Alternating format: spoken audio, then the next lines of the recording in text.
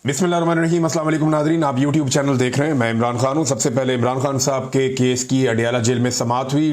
तोशाखाना 2 का केस चल रहा है और आज समाअत का दिन था। इमरान खान साहब की बहनें भी वहां पे गई, वकला भी गए और वहां पे जो है वो सहाफ़ी भी गए।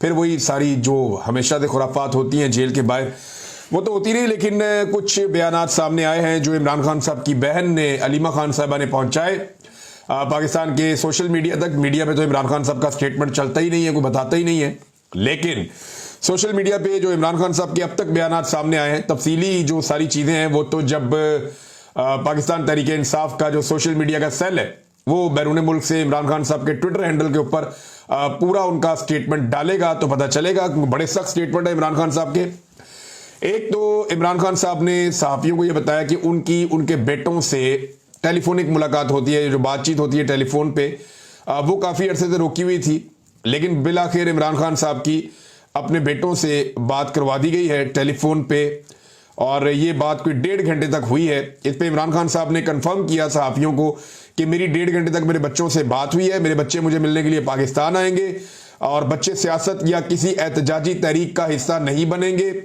अब मुझे अखबारात भी मिल रहे हैं और टीवी की सहूलत भी दस्तयाब है, ये इमरान खान साहब ने बताया। अच्छा, जिन दिनों में पाकिस्तान तहरीक इंसाफ का बहुत बुरा वक्त चल रहा होता है ना, उस वक्त इमरान खान साहब को अखबारात भी दिए जाते हैं। जिस वक्त एस्टेब्लिशमेंट का बुरा वक्त चल रहा होता है ना, उस वक्त इमरान खान साहब के अखबारात बंद कर दिए जाते हैं। तो आप ये तरीका वारदात देखें, क्योंकि आजकल पाकिस्तान तहरीक इंसाफ के खिलाफ फैसले आ रहे हैं, धड़ाधड़ अदालतें सजाएं सुना रही हैं, नाअहलिया हो रही हैं, तो ऐसी सूरत में इमरान खान साहब को अखबार भी दिया जा रहा है ताकि वो उसको पढ़ें और कमजोर पड़ जाएं। फिर इमरान खान साहब के बेटों ने जो एक यानी सीधी उंगली से घी नहीं निकल रहा था, तो फिर उन्होंने उंगली टेढ़ी की। उन्होंने इंटरनेशनली जाके मुलाकातें भी की, आलमी तंजीमों को भी बताया, दबाव बढ़ाने की कोशिश की, इंटरनेशनल मीडिया को इंटरव्यूज भी 2-3 दिए उन्होंने। उसके बाद ऐसा लगता है कुछ इंपैक्ट हुआ है और इमरान खान साहब की उनके बेटों से बातचीत करवाई गई है। अलीमा खान साहबा ने बताया कि इमरान खान साहब के बेटों के जो नाइकोप हैं, मैंने आपको पहले ही बताया था कि जिसके बाद नाइकोप होना या जो ओवरसीज पाकिस्तानी होते हैं या जो पाकिस्तानी एक्चुअली तो वो पाकिस्तानी शहरी होते हैं लेकिन वो बाहर रहते हैं, जैसे कि इमरान खान साहब के बेटे हैं, उनके बाद पाकिस्तानी शहरियत है, वो पाकिस्तान में पैदा हुए हैं, तो उनके बाद नाइकोप है। नाइकोप जो है वो एक आईडी कार्ड है और वो उनके गुम गए। जिसके बाद नाइकोप वो कंट्री में आ सकता है, लेकिन वो उनके कहते हैं गुम गए हैं, जो अलीमा खान है उन्होंने बताया, और इस वजह से वो पाकिस्तान में अपने नाइकोप पे ट्रैवल नहीं कर सकते। तो उन्होंने नाइकोप के लिए अप्लाई किया कि जनाब हमें नाइकोप मुहैया किए जाएं। अब इस प्रोसीजर में वो 1 महीना भी लगा सकते हैं, लिहाजा उन्होंने वीजा अप्लाई करने के लिए भी दरखास्त दे दी कि हमें पाकिस्तान का वीजा दिया जाए। वीजा 1 घंटे में दिया जा सकता है और वो अभी तक नहीं दिया गया। इसमें जनाब अलीमा खानम ने कहा कि वहां जो जमामा की फैमिली है, उनकी कोई सेक्रेटरी है या कोई खातून है, वो जाएंगी और जाकर पाकिस्तानी एम्बेसी से मुलाकात करके पूछेंगी कि उनके जो बच्चे हैं जमामा के, उन्हें पाकिस्तान का वीजा क्यों नहीं मिल रहा। तो ये मंडे वाले दिन वो कह रहे हैं जी प्रोसीजर अब आगे बढ़ाएंगे। अब अलीमा खान साहबा ने क्या बताया कि इमरान खान साहब ने क्या कहा। उन्होंने कहा कि आसिम मुनीर ने अपने इक्तदार के लिए पाकिस्तान के इदारों को तबाह कर दिया है। 26वीं आईनी तरमीम के जरिए अदलिया को हुकूमती इदारा बना दिया गया है। इलेक्शन चोरी करके चोर मुसल्लत कर रहे हैं, ये इमरान खान साहब ने कहा। फिर इमरान खान साहब ने कहा कि पाकिस्तान के इदारों की 77 साल डेवलपमेंट को अपने इक्तदार की खातिर तबाह कर दिया गया है। पहले मैंडेट चोरी करवाकर चोरों को पाकिस्तान पर मुसल्लत कर दिया, मीडिया का गला दबा दिया, जुडिशरी को 26वीं तरमीम के जरिए हुकूमती इदारा बना दिया। जजेस वही सजाएं दे रहे हैं जो उनके हाथ में पकड़ाई जाती हैं। उन्होंने तहरीक के हवाले से 5 अगस्त के बाद 14 अगस्त को भी बहुत अहम करार दे दिया इमरान खान साहब ने, क्योंकि अब पाकिस्तान की आज़ादी और इदारों की बहाली के लिए खड़े हैं और तहरीक में भरपूर शिरकत करने से ही आज़ादी मिलेगी। ये जनाब इमरान खान साहब का पैगाम उनकी बहन ने दिया कि 14 अगस्त को भी दोबारा पाकिस्तान तहरीक इंसाफ एक्टिविटी करेगी। और देखिए, इससे पहले इमरान खान साहब ने, मैंने आपको बताया था कि उनका टेस्ट मैच है, अब वो ये एस्टेब्लिशमेंट के साथ टेस्ट मैच खेलते जाएंगे। अब ये असाब की लड़ाई है, तो 5 अगस्त आएगा, फिर 14 अगस्त आएगा, फिर 6 सितंबर आएगा, फिर उसके बाद सितंबर का अगला महीना आएगा, फिर अक्टूबर आएगा, फिर अक्टूबर के अंदर वो टाइम आएगा जब 26वीं आईनी तरमीम है, उसका साल मुकम्मल होगा, अदलिया की तबाही का 1 साल हो जाएगा। तो इमरान खान साहब को, और फिर 29 नवंबर आएगा जब आर्मी चीफ लगाया गया था मौजूदा फील्ड मार्शल को, आसिम मुनीर साहब को, तो वो दिन भी आएगा। तो ये तमाम दिन इमरान खान साहब की अब तहरीक चलती रहेगी। उन्होंने अपने आप को जेल में एडजस्ट कर लिया, उनको इस बात का आइडिया है कि उनकी पार्टी किस काबिल है और वो क्या कर रही है, कौन लोग इक़्तिदार परस्त बन चुके हैं और कौन लोग जो हैं वो इमरान खान साहब के साथ खड़े हैं। अवाम की अक्सरियत इमरान खान के साथ खड़ी है और जिस दिन तक ये अक्सरियत मामला अपने हाथ में नहीं लेती तब तक इमरान खान साहब एस्टेब्लिशमेंट के साथ जेल से बैठकर टेस्ट मैच खेलते रहेंगे। 5 अगस्त को अगर अवाम ने हल्ला मारा और जोर लगाया तो एक बहुत बड़ा इंपैक्ट अवाम क्रिएट कर सकती है और एस्टेब्लिशमेंट पे बहुत दबाव पड़ सकता है। इमरान खान ने कहा कि 77 साल बाद आज फिर वक्त आ गया है कि आज़ादी के लिए कौम निकले, इसलिए 5 की अगली तारीख 14 अगस्त है, दोबारा उस तारीख को फिर एहतजाज होगा और पाकिस्तान तहरीक इंसाफ की जानिब से किया जाएगा।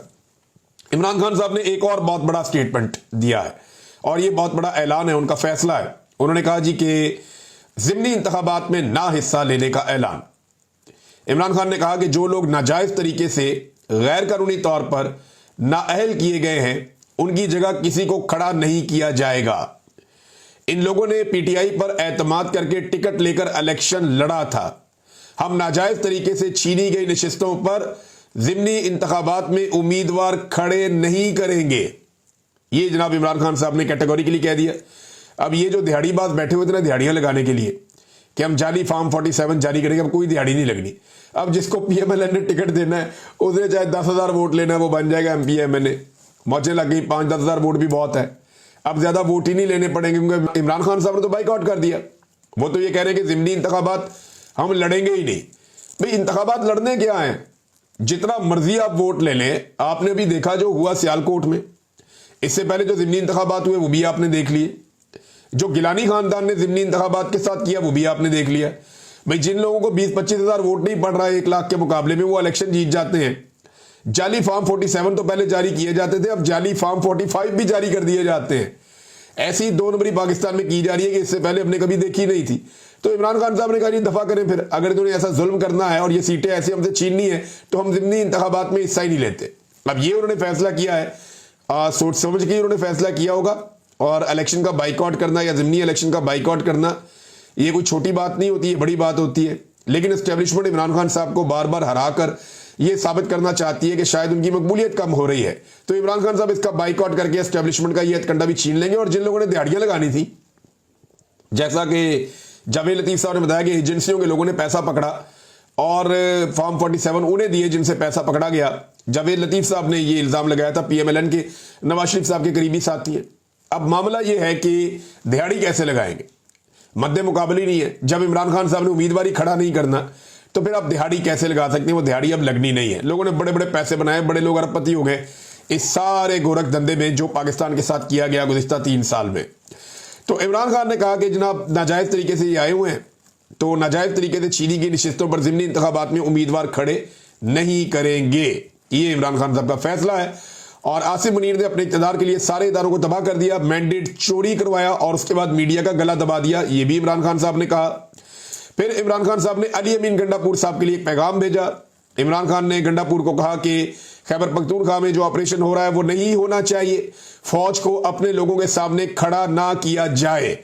इसके अलावा एक और सख्त पैगाम है जो फिर सहाफ़ियों ने रिपोर्ट किया जेल से।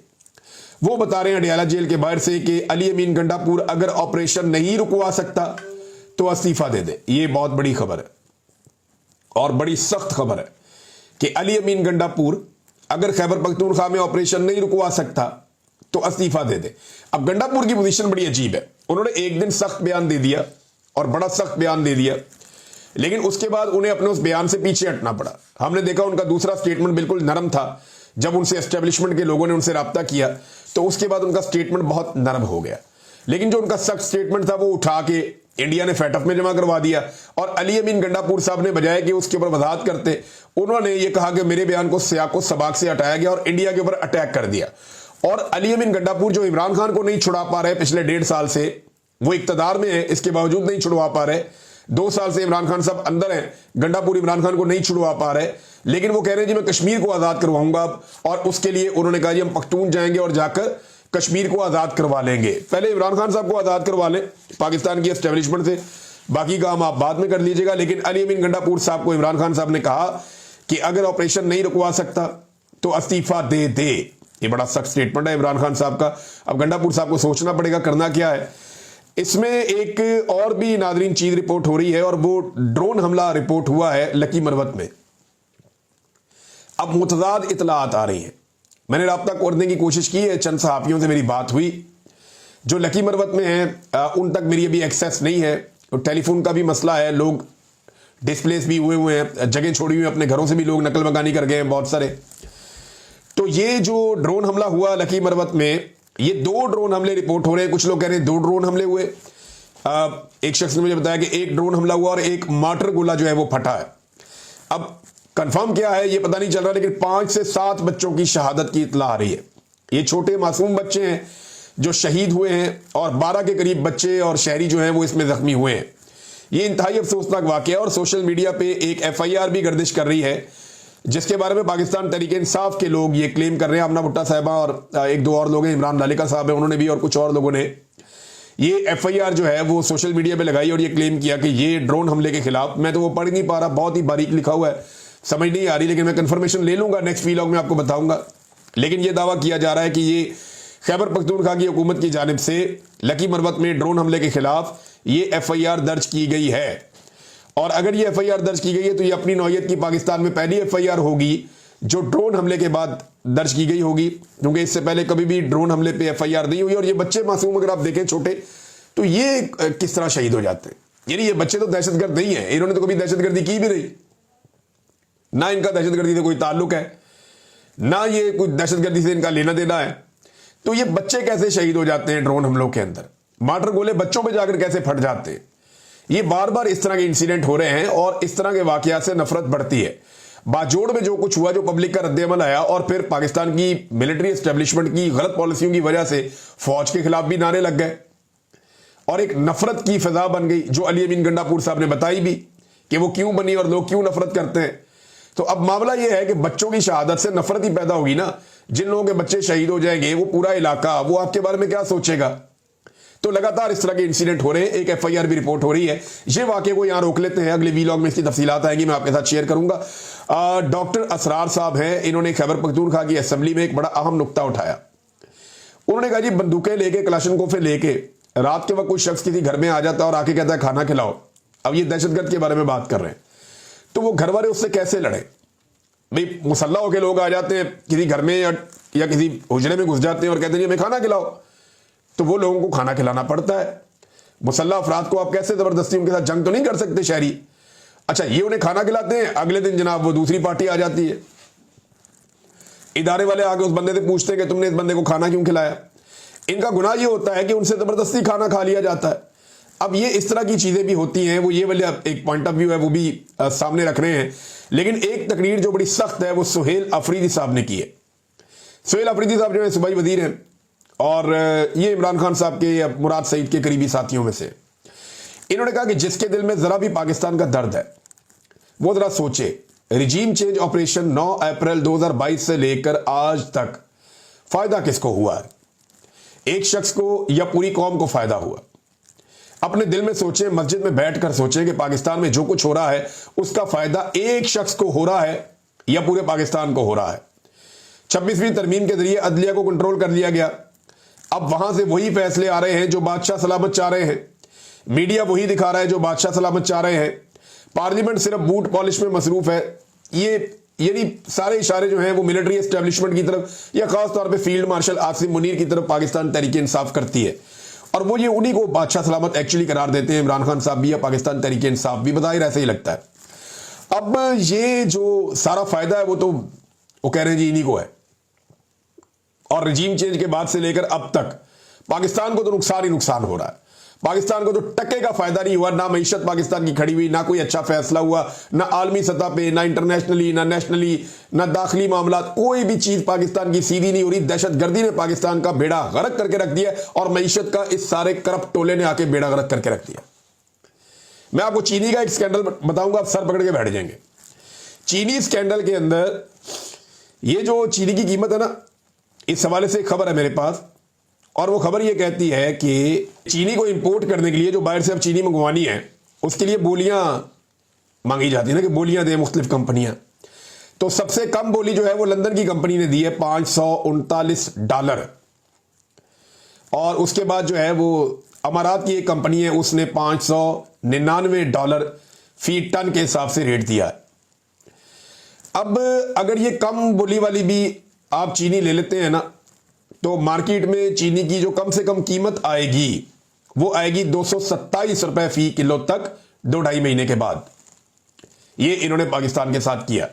80 रुपए किलो चीनी जो है वो बहुत महंगी थी, और ये जो 227 या 230 रुपए बेचेंगे वो बहुत सस्ती होगी। कैसे ये बेशरम लोग हैं, ये पहले चीनी को 250-250 तक पहुंचाएंगे और उसके बाद उसको वापस 150 से 250 के बीच में लाकर ये क्लेम करेंगे, 150 से 200 के बीच में लाकर, जनाब हमने चीनी सस्ती कर दी है, देखिए हम कौम का कितना दर्द है हमारे अंदर। ये ऐसे करेंगे क्योंकि उस वक्त जो पाकिस्तान के अंदर चीनी है वो आ जाएगी, किसान को ये अच्छी तरह निचोड़ेंगे, क्योंकि चीनी उस वक्त पाकिस्तान में पहुंच रही है जिस वक्त किसान का गन्ना तैयार हो रहा है, और उस बुनियाद पे ये किसान से गन्ना सस्ते दामों खरीदेंगे, ब्लैकमेल करेंगे उसको, किसान से उसका गन्ना छीन कर ये सस्ते दामों में चीनी बनाएंगे, उस पर फिर मुनाफा कमाएंगे। ये एक्सपोर्ट करने वाले भी मुजरिम है, इंपोर्ट करने वाले भी मुजरिम है। और आज कौम की जेब के ऊपर जो डाका मारा जा रहा है इमरान खान साहब के दौर के बाद से लेकर अब तक, वो लगभग 125 से 150 रुपए के बीच में, और 170 रुपए लीटर, तो वो जो खाने का तेल आप इस्तेमाल करते हैं उसके अंदर भी डाका मारा जा रहा है।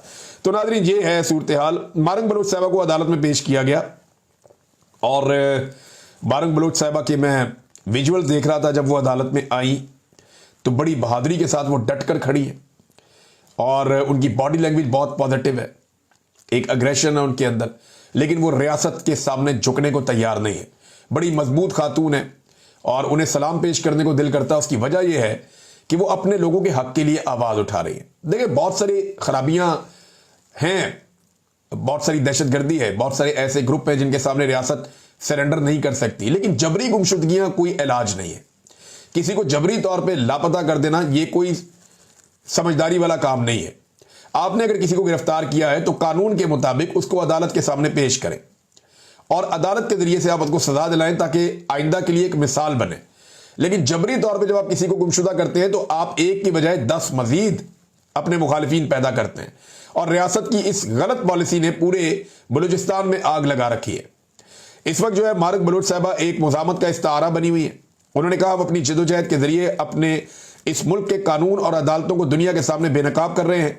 यहां कोई अदालत नहीं है, यहां कोई कानून नहीं है। ये कानून और अदालतें इसलिए बनाई गई हैं ताकि बलोचों की नस्लकुशी की जा सके और इनके वसाइल लूटे जा सके। 15 दिन का मजीद रिमांड दे दिया है जज ने। हालांकि मारंग बलोच ये बता रही थी कि हमारा बार बार रिमांड दिया जाता है, हमसे तो तफ्तीशी आके मिला ही नहीं। भाई रिमांड देने का मतलब यह है कि तफ्तीशी आएगा, आकर तफ्तीश करेगा, बात करेगा, पूछेगा कि ये चीज चाहिए, वो चीज चाहिए, ये क्यों कहा, वो क्यों हुआ। तो तफ्तीशी तो आए ही नहीं। जज के सामने सारे हकायक रखने के बावजूद जज साहब ने कहा जी आपने जो कहना था कह लिया।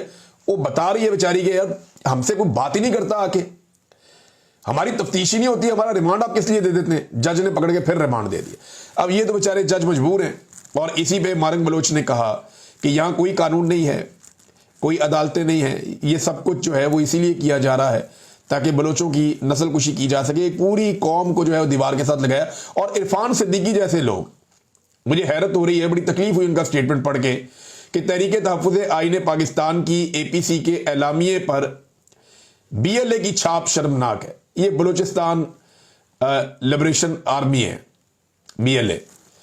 अब BLA कहां से आ गया भाई? BLA तो दहशतगर्द हैं। ये तो वो लोग हैं जो आल पार्टीज कॉन्फ्रेंस के अंदर गए, बलोचों के रहनुमा, कुछ लोगों को जाने का उन्होंने बुलवाया था और बुला के उन्हें मौका दिया कि वो बलूचिस्तान के बारे में बात करें। इरफान सिद्दीकी साहब ये तो वो लोग हैं जिनके साथ नवाज शरीफ साहब भी हमदर्दी करते रहे अपोजिशन में। ये वो लोग हैं जिनके कैंप में मरियम नवाज भी जाकर बैठती रही अपोजिशन में। ये वो लोग हैं जिनके लिए बिलावल भी आवाज उठाता रहा, और सारे जब अपोजिशन में होते हैं तो इनके लिए आवाज उठाते हैं। ये वो लोग हैं जिनको जबरी तौर पर लापता किया जा रहा है। ये वो लोग हैं जिन्हें अदालतों में पेश नहीं किया जाता।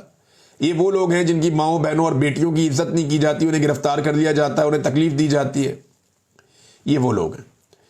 आप इन्हें BLA कैसे कह सकते हैं, दहशतगर्द कैसे कह सकते हैं?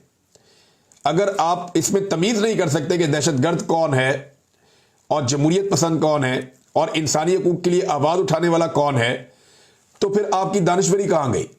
माजी में आप इन लोगों के साथ खड़े थे और आज आपको ये लोग दहशतगर्द लगते हैं। ये इंतहाई अफसोसनाक सूरत हाल है कि एक शख्स का जो कलम है वो सिर्फ सियासतदानों के इक्तदार की शलवार में नारे डालने की काम आएगा और कोई काम नहीं करेगा।